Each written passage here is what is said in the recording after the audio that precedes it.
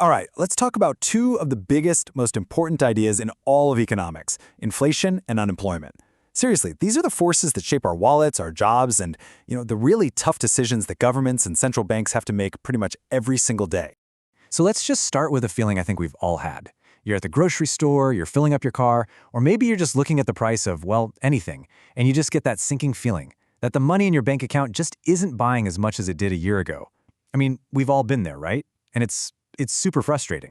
So, that feeling? Yeah, it actually has a name. Let's dive into what's really going on with the price of, well, everything. And that name, of course, is inflation. But here's what's so important to get from this definition. It's not just that one thing, like, say, the price of coffee gets more expensive. For it to be true inflation, it has to be a persistent increase, meaning it keeps happening over time. And it has to be across the general price level, affecting pretty much everything you buy. It's this broad, economy-wide thing. So who does this really hit? Well, it's interesting because it actually creates winners and losers. If you're a borrower, say you have a fixed-rate mortgage, you're actually kind of in a good spot. You get to pay back that loan with money that's worth less than when you first borrowed it. But if you're a saver, a lender, or someone living on a fixed income like a retiree, well, inflation is basically your worst enemy. It just eats away at the value of your savings and your ability to buy things. Okay, so why does this even happen? What's causing all these prices to go up? Well, economists basically have two main theories, kind of like two different stories for why our money suddenly starts buying less. On one hand, you've got what's called demand-pull inflation. That one starts with us, the people buying stuff. And on the other hand, you've got cost-push inflation, which starts with the companies that are making all the stuff we want to buy. Let's break down how each one works. So, first up, demand pull. Just imagine this for a second. Everybody's got cash, and everyone wants to buy stuff. New phones, cars, vacations, you name it. But here's the catch. The factories, the businesses, they can only churn out so much stuff at a time. When all of our demand starts to outrun the supply, sellers realize they can charge more, and so prices get pulled upwards by all that spending. Now let's flip that coin over and talk about cost push. This happens when it just gets more expensive to make things. Maybe the cost of oil skyrockets, which makes shipping more expensive, or maybe workers' wages go up.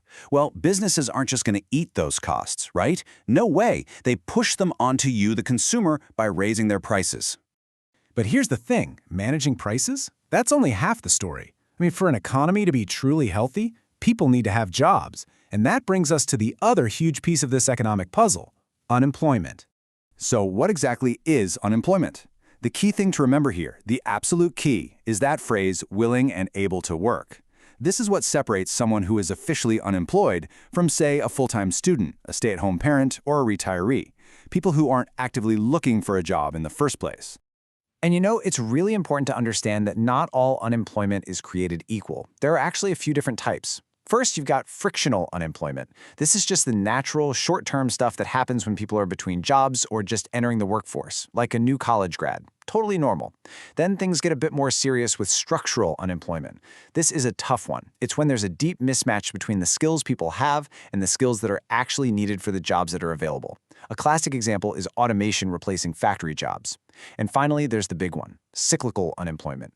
This is the one you hear about on the news. It's tied directly to the health of the economy, like the massive layoffs that happen during a recession. Okay, so we've got these two huge economic fires raging: inflation burning up our cash and unemployment leaving people without work. So how do we put them out? Well, lucky for us, policymakers have this whole toolkit designed to do just that. And the two main players on the field are fiscal policy. That's the government's job, using spending and taxes, and monetary policy, which is handled by the nation's central bank, using tools like the money supply and interest rates. All right, let's play this out.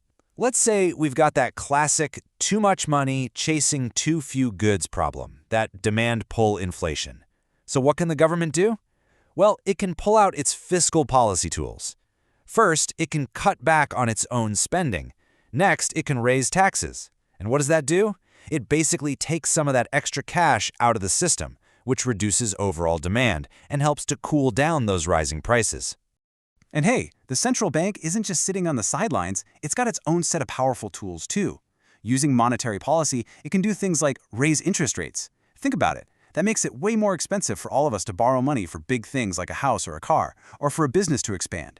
that discourages spending, which again helps cool off demand and get inflation under control. Okay, so this all sounds pretty straightforward, doesn't it? If inflation is high, just slam on the economic brakes. If unemployment is high, hit the gas. But, and this is a huge but, this is where we run into the big problem, the great dilemma that pretty much keeps economists and central bankers up at night. I mean, can we really have it all? Is it possible to get that perfect sweet spot, that economic paradise of stable prices and plenty of jobs for everybody? This really is the million-dollar question. Well, this is where things get really tricky. There's this famous idea in economics called the Phillips curve, and it basically throws a wrench in the whole plan. It shows that historically there's been this inverse relationship. Think of it like a seesaw.